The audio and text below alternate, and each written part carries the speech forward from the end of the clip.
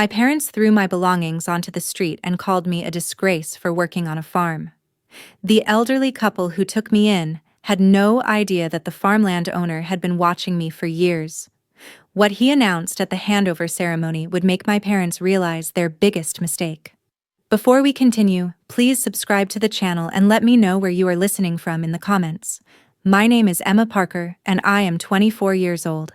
I have a degree in agricultural business management, and I work as an operations manager at one of the largest farmlands in our region. My parents think I dig ditches for a living. My sister Monica is 27. She works in corporate finance, wears suits to an office, and is everything my parents ever wanted in a daughter. I am everything they are ashamed of. Every family dinner was the same performance. My parents would ask Monica about her latest project, her upcoming promotion, her salary negotiations. She would talk for 30 minutes while they hung on every word. Then they would turn to me with forced smiles. "And Emma, still doing your farm thing?" Not, "How's work?" or "Tell us about your projects." Just, "Your farm thing." Like I was playing in a sandbox instead of managing a multi-million-dollar agricultural operation. I tried explaining once. Modern agriculture is business, technology, science. I manage staff, oversee operations, handle logistics. I studied for 4 years to do this work. My father cut me off. "When are you going to get a real job?" My mother added, "Monica has a career, you have a hobby. Stop bringing shame to this family."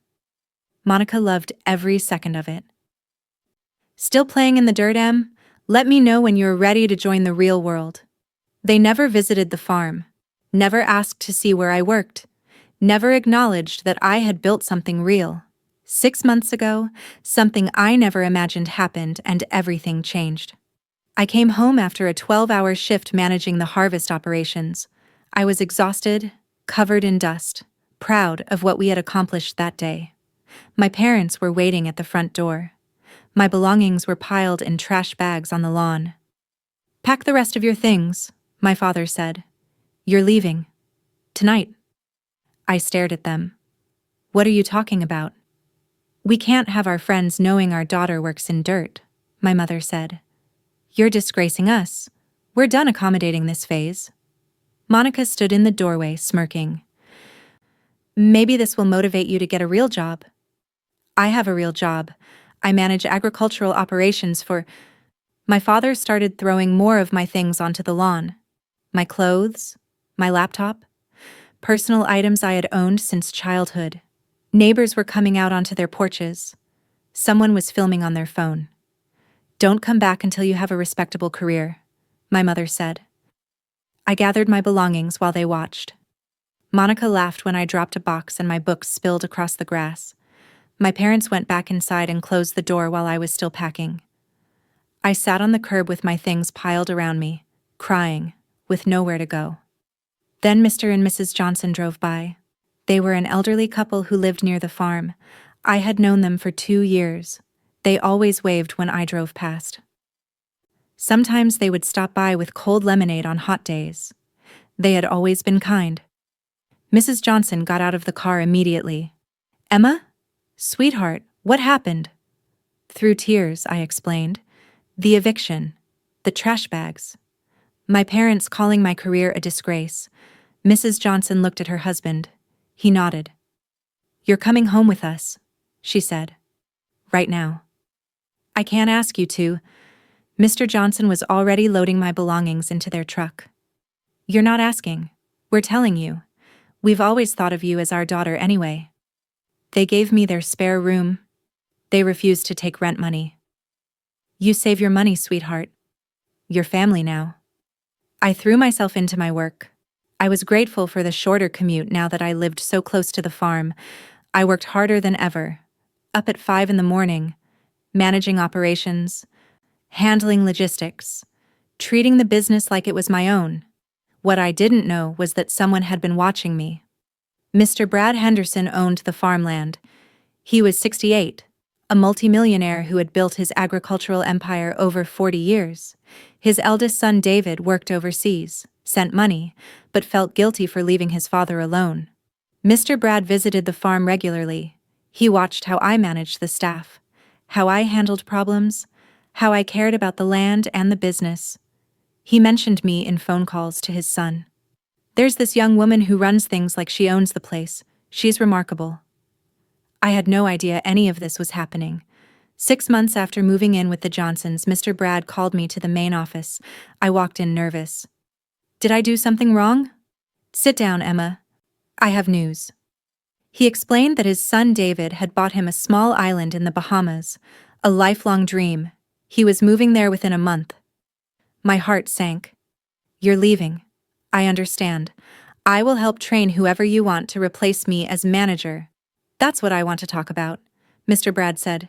There is no replacement. You're taking over. As operations manager? Thank you, Not as manager. As owner. I could not process the words. What? I'm giving you 50% ownership of this farmland and all its resources, Mr. Brad said. You'll manage the entire operation. The other 50% stays in my name. You send me quarterly revenue reports and my share of the profits. I don't understand. Why would you? I've watched you for 2 years, Emma. You treat this place with more care than some people treat their own property. You're loyal, hardworking, and brilliant at what you do. He explained that his son David had approved this arrangement, suggested it even. David felt guilty for being overseas while his father aged. He was grateful that someone cared for his father and the business. There will be a handover ceremony next week, Mr. Brad said. Press coverage. I want to make this official and public. I want you to speak about your journey in agriculture. I walked out of that office barely able to breathe. The handover ceremony was scheduled for Saturday. Press would be there. Industry people. Local news. Mr. Brad wanted to make a speech about passing the torch to the next generation. He asked me to speak too, to share my journey. I thought about my parents throwing my belongings into the street 6 months ago, about Monica mocking my dirt job, about them calling me a disgrace. They had no idea what was about to happen, and neither did the Johnsons, who had given me everything when my own family gave me nothing. They were about to discover that kindness has rewards that cruelty never will. The week before the ceremony, I took the Johnsons shopping. You're sitting in the front row. You need something nice to wear. Mrs. Johnson protested. Emma, we can't let you spend money on us. You gave me a home when my own parents threw me out on the street. This is nothing compared to that. I bought them beautiful clothes. Mr. Johnson looked uncomfortable in the suit shop, but I insisted. You're my family. You're being honored at this ceremony. You need to look the part. Mrs. Johnson cried in the dressing room. We didn't do anything special, sweetheart. You did everything that mattered. I practiced my speech all week. I mentioned the Johnsons' kindness, how they took me in, how they treated me like the daughter they never had. I never mentioned my biological parents by name, but anyone local would know exactly who I meant. I had blocked my parents' numbers 6 months ago. No contact, no updates. They had no idea about any of this. Then the local agricultural newsletter published a preview article on Wednesday. Millionaire farmer Brad Henderson transfers 50% ownership to young manager Emma Parker. The article mentioned my background, included a brief quote from me, and promoted the Saturday ceremony. It went online Wednesday morning. By Wednesday afternoon, my phone started ringing. I had to unblock my parents' numbers because they were calling from different phones. Dozens of calls. My mother's voicemail was careful, measured. Emma, we saw the article. We need to talk. This is important. Please call us back. My father's text was more direct. Family matter. Call immediately. Monica left a message trying to sound casual. Hey. Congrats, I guess, on the farm thing. We should catch up. It's been too long. I didn't respond to any of them. The calls continued all day. More voicemails, more texts. I showed the screenshots to the Johnsons. Mr. Johnson shook his head. They only care now that there's money involved, but you can just hear what they have to say. They are still your parents. I know, I said. I'm not calling them back. Friday evening, the day before the ceremony, I was helping Mrs. Johnson in the kitchen when someone knocked on the door. I opened it and froze. My parents stood on the porch. Monica was behind them. All three dressed nicely, holding smiles that didn't reach their eyes. How shameless they can be. "We need to discuss tomorrow's ceremony," my mother said. "There's nothing to discuss. You're not invited." My father's smile dropped. "We're your parents. We belong at that ceremony." "You threw me out. You called my career a disgrace. You said I was embarrassing you. Now you want to celebrate my success?" Monica stepped forward. "Come on, Emma, don't be dramatic. We were tough on you to motivate you. It worked, didn't it? You should be thanking us." I felt my hands shaking. This type of manipulation would never work on me. "Thanking you? That ceremony honors family," my father said. "We raised you, we fed you, we clothed you. We deserve to be recognized for that. The Johnsons will be honored at that ceremony. They're my family." My mother's voice rose. "They're strangers. We're your blood. We're your real family. You stopped being my family when you threw me out for having a career you didn't respect. The Johnsons gave me a home. You gave me trash bags on the lawn." Monica's mask slipped. "This is about money, isn't it? You want to punish us because you finally have something and you're being petty about it." "This isn't punishment," I said quietly. "This is consequence. You made your choice. Now live with it." My father tried a different approach, his voice softening. "Emma, please. We made mistakes. We see that now. But we're still your parents. We still love you. Don't shut us out." "You shut me out." "I'm just returning the favor." I closed the door. I heard them arguing on the porch before their footsteps retreated to their car. I could not sleep Friday night. I kept thinking about tomorrow, about the cameras, about the press, about my parents showing up and making a scene. Mrs. Johnson found me in the kitchen at 2 a.m. "Worried about tomorrow?" "They're going to make a scene. I know it." She sat beside me. "Let them try. You've earned this moment. Don't let them take it from you." Saturday morning arrived. The Johnsons and I dressed in our new clothes. We drove to the ceremony venue together. It was a large barn that had been converted into an event space. Press were setting up cameras and microphones. Local news crews were doing pre-ceremony interviews.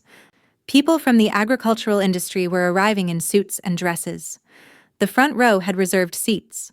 Mr. and Mrs. Johnson's names were on cards marked with beautiful flower arrangements. I went backstage to prepare. My speech was ready. My hands were shaking, but I felt ready. Then Mr. Brad's assistant found me. "Emma, there's a situation at the entrance. Security stopped 3 people claiming to be your family. They're demanding entry. They don't have invitations." I looked through the curtain. My parents. Monica. All dressed up, arguing with security, trying to push past the barriers, making a scene in front of arriving guests. Cameras were already turning toward the commotion. The ceremony was starting in 10 minutes. Every camera in the building would capture this moment. Mr. Brad was about to announce the partnership transfer. He had a special surprise planned for the Johnsons, and my biological family was about to learn that showing up late doesn't earn you a seat at the table. The ceremony began with my parents still arguing with security at the entrance. I could see them from backstage. Their faces were visible to anyone who looked toward the commotion. Cameras had already captured their arrival and rejection. Mr. Brad took the microphone. The room fell silent. "Today marks a new chapter for Henderson Farms. After 40 years of building this business, I'm passing the torch to someone who embodies everything this industry needs: integrity, dedication, vision." He announced the 50% ownership transfer. The audience applauded. Cameras filmed everything. "Emma Parker, please join me." I walked onto that stage with my head high. The lights were bright. The room was packed. And in the corner of my vision, I could still see my parents at the security barrier, watching. Mr. Brad handed me the microphone. "Emma, please share your journey with us." I told my story. How I studied agricultural management. How I was mocked for choosing this career. How my own family called me a disgrace and evicted me for working in agriculture. I never said their names, but everyone in our locality knew. The cameras panned briefly to the security area where 3 people stood frozen, their faces pale. Mr. Brad's expression changed as I spoke. He looked genuinely moved. "I didn't know you faced such challenges, Emma. I would have helped if I had known." Then he did something I didn't expect. Emma mentioned Mr. and Mrs. Johnson, who gave her a home when her own family rejected her. "I'd like to honor them now." The Johnsons were called to the stage. Mrs. Johnson was already crying. Mr. Johnson helped her walk up the steps. Mr. Brad addressed the audience. "True family isn't just blood. It's the people who show up when someone needs them most. Mr. and Mrs. Johnson, your kindness deserves recognition." He presented them with a certificate. "Fresh supplies from Henderson Farms for the rest of your lives. Premium products, delivered monthly." Mrs. Johnson covered her mouth with her hands. Then Mr. Brad pulled out an oversized check. "And $200,000 as a token of appreciation for showing this young woman what real family looks like." The audience erupted in applause. Press cameras flashed continuously. Mrs. Johnson started sobbing. I hugged them both while Mr. Johnson tried to hold back his own tears. We stood there as family. The real kind. The chosen kind. I glanced toward the security barrier. My parents were still there, watching the people they had mocked receive honors that could have been theirs. Their faces were ashen. Monica was crying. The ceremony ended. We went backstage. My phone started vibrating violently. 73 missed calls. Dozens of texts. My father's voicemail was barely coherent. "We raised you. We deserve to be on that stage, not strangers. Everyone saw us at security. You humiliated us on purpose." My mother's text. "How could you do this to us? Everyone knows. Everyone saw. You're cruel." Monica. "You're selfish and petty. We're your real family and you honored strangers instead." I showed the messages to the Johnsons. We actually laughed. I sent one response. "Mr. and Mrs. Johnson are my adopted parents. They are more family to me than you ever were. You threw me out and called me a disgrace. They took me in and called me their daughter. If anyone is a stranger now, it's you." Then I blocked them all again. 1 week later, my father called from an unknown number. Got through before I realized. "Emma, we need help." Monica used the family name to take products from a food processing company for the mini-mart. She was supposed to pay, but she spent the money. Now they're suing us and we have a mortgage default notice. The bank is threatening foreclosure. "That's not my problem. Your family. You have money now. You have to help us. You don't get to order me around anymore. You made your choice." I hung up, blocked the number. But over the next few days, they sent relatives to plead their case. My aunt called crying. "They're going to lose the house, Emma. Can you really live with that?" I felt guilty. Not for my parents, not for Monica, but for the house itself. My childhood memories were there. My mother's garden that she loved. The thought of strangers living there felt wrong. I made one payment. The mortgage. Just enough to stop the foreclosure. I sent a note with it. "This covers the mortgage so you keep the house. Nothing else. Monica's debt is yours to handle. You chose her as your golden child. Now deal with the consequences she brought you." I used my new income to renovate the Johnsons' house. New roof, updated kitchen, accessibility features for their age. "You gave me a home," I told them when they protested. "Let me give you a better one." I officially call them Mom and Dad now. We have Sunday dinners. We celebrate holidays together. Real family moments with people who actually value me. My agricultural business is thriving. Industry respect, conference invitations, mentorship opportunities. I'm living the life I always knew I could build. My biological parents are managing their debt. Monica is working retail after her corporate career collapsed from the scandal. I hear updates through mutual acquaintances. I feel nothing about their struggles. Paying off that mortgage is enough as a dutiful daughter even though they don't deserve it. 6 months after the ceremony, I was featured in Agricultural Business magazine. Full photo spread. Me on the farm with the Johnsons beside me. Headline, "From Evicted to Executive. How One Woman Built Her Empire. The reporter asked during the interview. Any message for young people rejected by their families for following their passion? I smiled at the Johnsons standing beside me, my real parents, the ones who earned that title. Find your real family, the people who see your worth before the world does. Blood doesn't make you family. Showing up does. Thanks for listening to the end. If you have ever been rejected by family for following your passion, remember this. Real family is built on respect and support, not blood and obligation. Your worth isn't determined by people who can't see it. Don't forget to like and subscribe for more stories about choosing yourself and building the family you deserve.